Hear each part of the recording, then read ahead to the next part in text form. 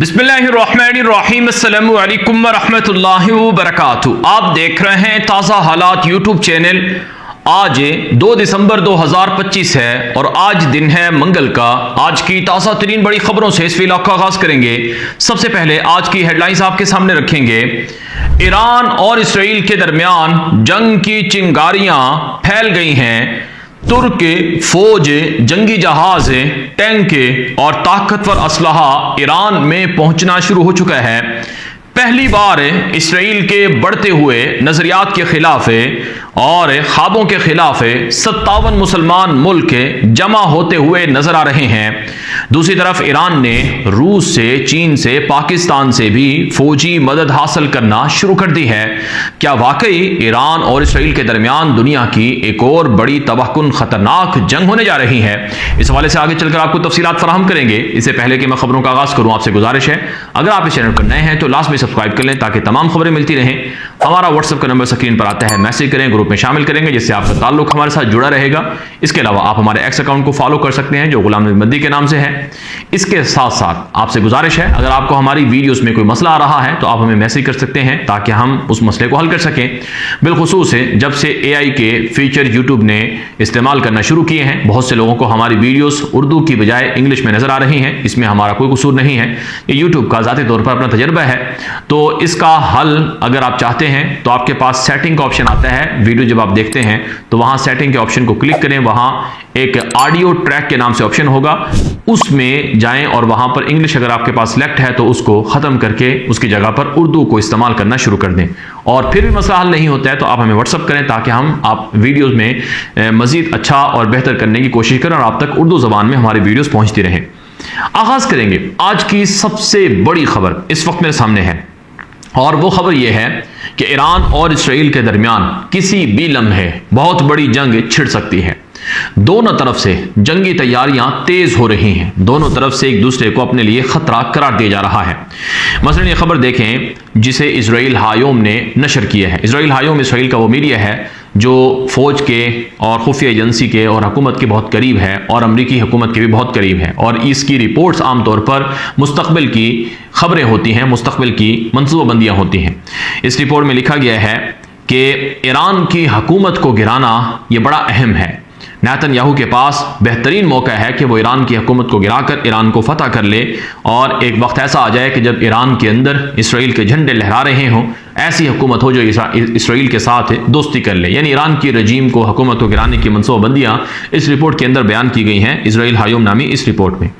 फिर इसी तरह से इजराइल हायोम की आप ये एक और रिपोर्ट देखें जिसमें लिखा गया है कि ईरान एडवांसेस 7 अक्टूबर सिनेरियो अगेंस्ट इसराइल, कि ईरान ने 7 अक्टूबर तर्ज का हमला इसराइल के खिलाफ शुरू करने की मनसूबाबंदियां तेज कर दी हैं।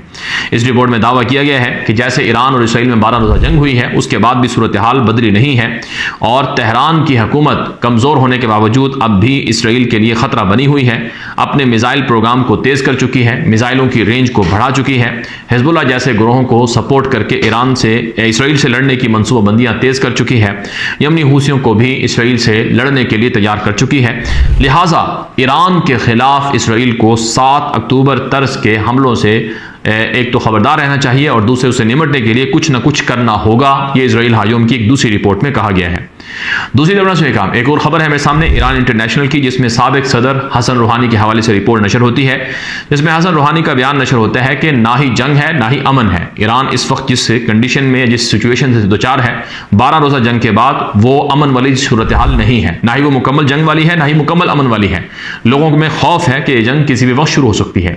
अभी कुछ दिन पहले एक सर्वे भी हुआ है जिसमें कहा गया है कि इसराइल की आवाम अक्सर ये समझती है कि ईरान और इसराइल के दरमियान जंग बहुत करीब है। एक और खबर है ईरान इंटरनेशनल की जिसमें कहा गया कि ईरान की जो फौज है उसने जंगी मशकें तेज कर दी हैं। मुख्तलिफ सूबों में, मुख्तलिफ इलाकों में जदीद तरीन जंगी मशकें ईरानी फौज कर रही है। ईरान के आर्मी चीफ का बयान नशर होता है ईरान इंटरनेशनल नामी मीडिया पर, जिसमें कहा गया कि गैर मुल्की फौजें खित्ता छोड़ दें। इसराइल की हिमायत करने वाली जो आलमी फौजें हैं उनके खिलाफ ईरान मुत्तहिद है। रिपोर्ट्स बताती हैं, यानी इस रिपोर्ट में इसराइल के खिलाफ ईरानी आर्मी चीफ का बयान नशर हुआ कि हमारी तैयारी पहले से ज़्यादा है और अगर इसराइल ने हम पर हमला किया, कोई गलती की, तो फिर इसके नताइज बड़े संगीन हो सकते हैं। ये ईरानी आर्मी चीफ का बयान इसराइल के खिलाफ नशर हुआ है।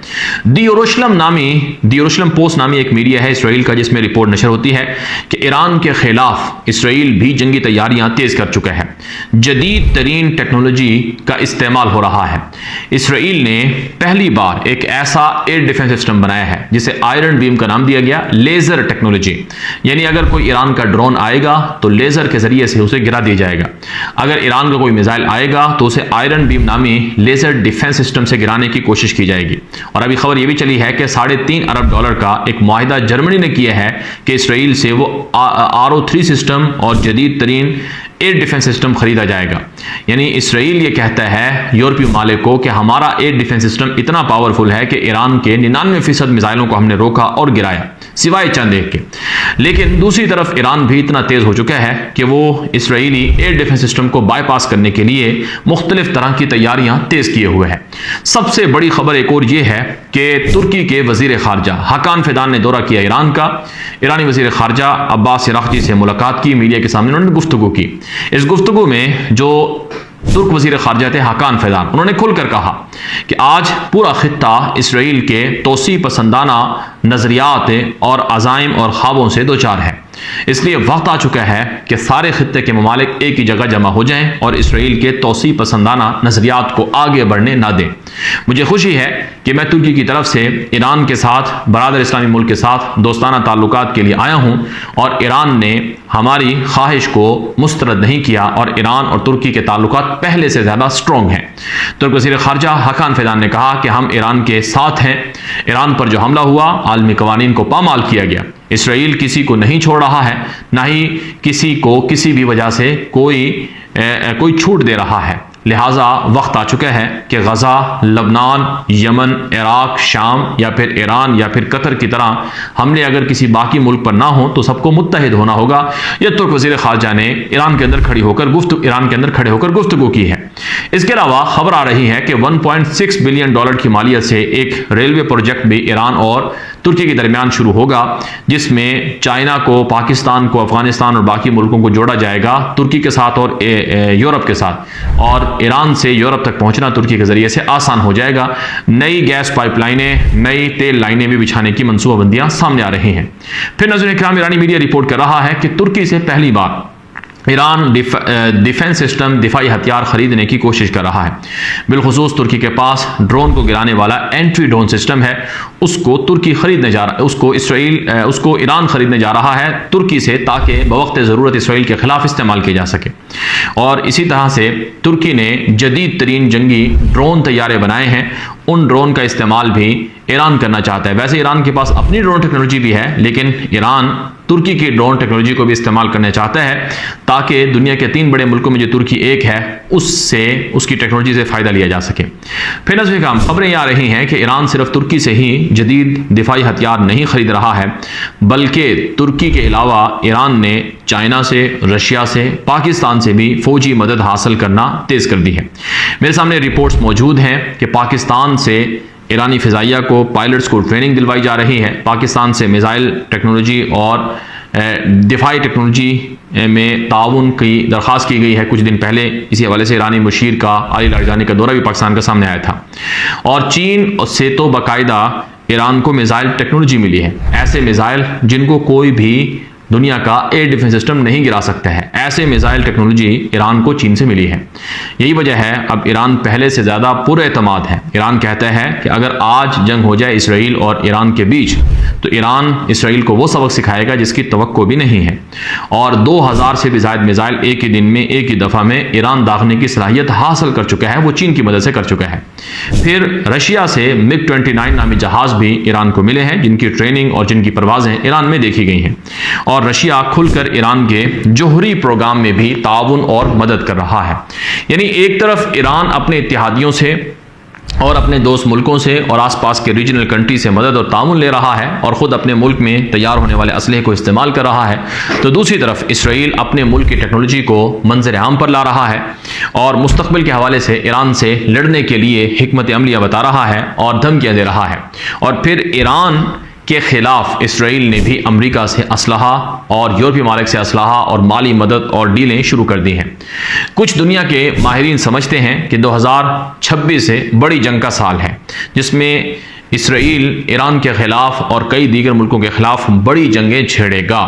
बाज़ आलमी माहिरीन समझते हैं कि अब इसराइल इस काबिल नहीं है कि वो ईरान से लड़ सके। पहले ही 12 रोज़ा जंग में बड़ा नुकसान उठाना पड़ा है इसराइल को। अगर अब लड़ाई करेगा तो फिर इसके नताइज बड़े संगीन होंगे। लेकिन असल काम मुनसिफाना तज़िया ये है कि मशरक़ वस्ता की सूरत हाल जो कि तू है। इसराइल ने लबनान पर हमले बंद नहीं किए हैं, इसराइल ने गज़ा पर हमले बंद नहीं किए हैं, वेस्ट बैंक के अंदर हमले तेज़ हो चुके हैं और जंगबंदी का फ़ेज़ 2 शुरू नहीं हुआ है। तो ये वो सारी चीज़ें हैं जो सूरत हाल को मज़ीद कशीदा कर रही हैं। बाज़ लोग समझते हैं, यानी अरब दुनिया के लोग, कि जब तक नेतन्याहू की इंतहा पसंद हुकूमत है तब तक खित्ते में अमन मुश्किल है। बहरहाल रखेंगे पाकिस्तान, कतर, तुर्की, सऊदी अरब, उर्दन और ईरान इसराइल के खिलाफ मुत्तहिद नजर आ रहे हैं। गजा में इसराइल के हमले नहीं रुके हैं। अमरीकी हुकूमत ने गजा में फ़ेज़ 2 फौरी शुरू करने का हुक्म दिया है। दूसरी तरफ इसराइल ने गजा के अलावा वेस्ट बैंक में और शाम और लबनान में भी हमले तेज कर दिए हैं। सूरत हाल बदस्तूर खराब है। इसराइली वज़ीर आज़म नेतन्याहू ने सजा से बचने के लिए आम माफी सदर इसहाक हरज़ोग से मांग ली है, जिस पर इसराइली अवाम बिफर गई है और नेतन्याहू से इस्तीफे का मुतालबा कर रही है।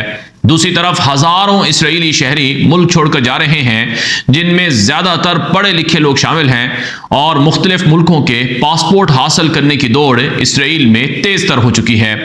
यह हेडलाइंस हैं, इनकी तफसीलात आपके सामने आ रही हैं। मैं खबरों के आगाज से पहले आपसे गुजारिश करूंगा कि चूंकि यूट्यूब पर आए रोज नए AI फीचर इस्तेमाल हो रहे हैं, जिसकी वजह से बहुत से नाज़रीन को हमारी वीडियोस के देखने में दुश्वारी का सामना है। बिलखुसूस हमारी वीडियोस उर्दू ज़ुबान में होती हैं, उर्दू या हिंदी आप कह लें, इसमें आपको हमारी वीडियोस मिलती हैं। लेकिन कुछ नाज़रीन को वीडियोस इंग्लिश में नज़र आती हैं, तो वो हमारी तरफ से नहीं हैं, वो यूट्यूब के जो नए फीचर्स हैं उनमें से एक जो डबिंग वाला फीचर है उसकी वजह से शायद ये मसला आ रहा है। तो अगर आप नाज़रीन में से किसी के पास ऐसा इशू है तो आप हमें व्हाट्सअप कर सकते हैं।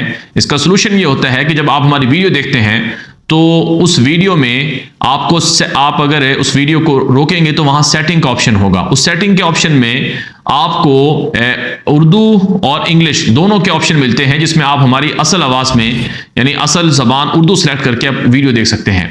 बहरहाल फिर भी अगर मसला आता है तो आप हमें आगाह करते रहें, हम कोशिश करेंगे कि आपके लिए ये मसला हल कर सकें। बहरहाल आगाज़ करेंगे।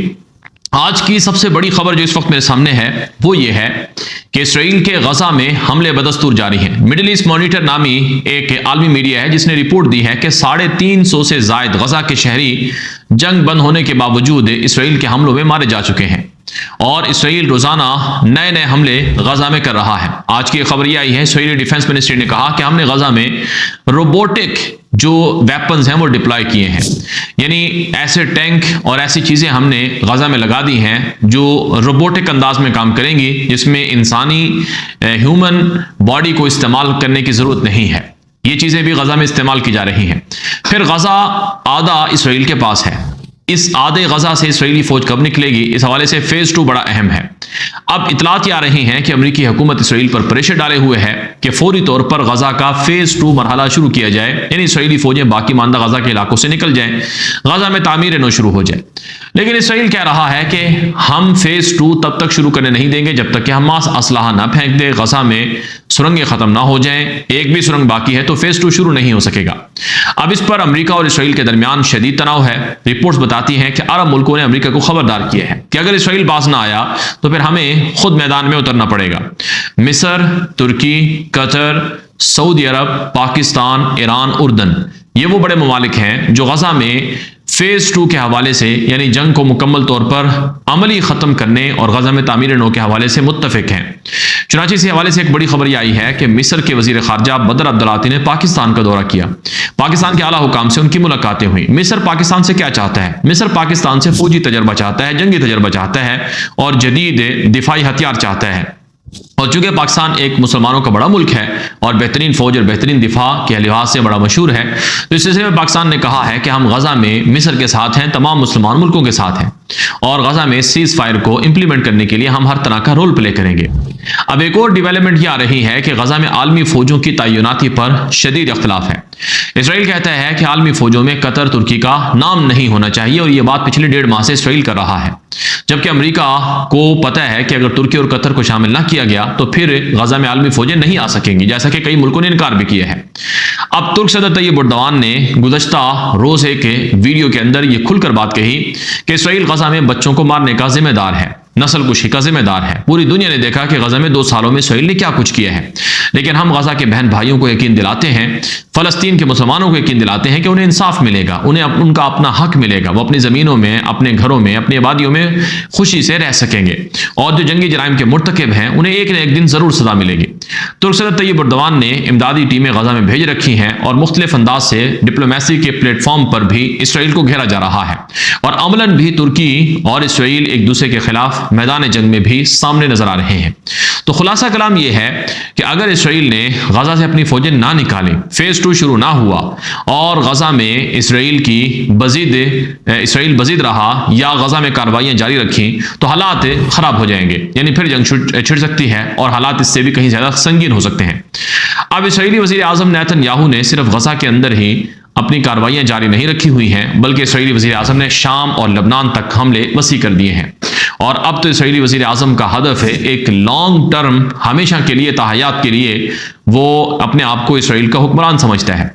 चुनांचे इसराइली वजीर आजम को 5 साल तक इसराइली अदालतों में मुख्तलिफ करप्शन के ट्रायल और केसेस का सामना रहा है, लेकिन नेतन्याहू अदालतों में जवाब देने की बजाय और अदालतों में अपने आप को ना मुजरिम साबित करने, यानी कि अपने आप को साबित करे कि वो मुजरिम नहीं है और किसी भी तरह के से उसके ऊपर जुर्म नहीं है, बजाय इसके कि वो अदालतों का सामना करे, नेतन्याहू ने इसराइल के सदर इसहाक हर्जोग को बाकायदा रस्मी तौर पर खत लिखा और उनसे माफी का मुतालबा किया है। अब नेतन्याहू कहता है कि जो जराइम मुझसे हुए मुझे उनमें माफी दे दी जाए।